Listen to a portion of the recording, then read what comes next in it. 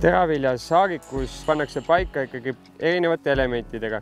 Vundamendi moodustavad lämmastik, fosfor, kaalium ja poolmakroelemendid, magneesium ja väävel.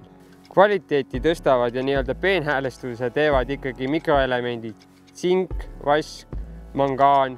Mangaani ülesanne just on soodustada kevadel võrsumist ja sügisel näiteks taliviljade talvitumist, kuna suurendab suhkrute kogunemist juurtesse.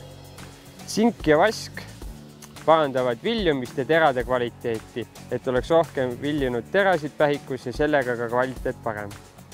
Mikroelementide puuduste leevendamiseks sobib väga hästi Profi-Basis Plus, mis sisaldab tsinki, vaske, mangaani, magneesiumi ja lisaks ka lämmastikku. Parim kasutusaeg on võrsumise keskpaigast kuni kõrsumise esimese pooleni ehk kuskil esimese, teise ja kolmanda kõrresõlmeni.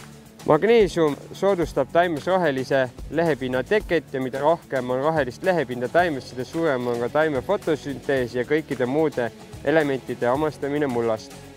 Oodatav saak ja kvaliteet pannaksegi paika võrsumise lõpus ja kõrsumise alguses. Kui teraviljas hakkavad kõrresõlmad moodustama, on pähikus terade arv kindlaks pandud. Siis saab mõjutada ainult terade kvaliteeti. Profi-Basis Plussi kasutusnorm on 1–2 liitrit hektarile ja ta sobib kasutamiseks kõikidel kultuuridel. Paagisegupartneriks sobib Profi-Basis Pluss kõikidele taimekaitsevahenditele, millel pole kasutuspiiranguid.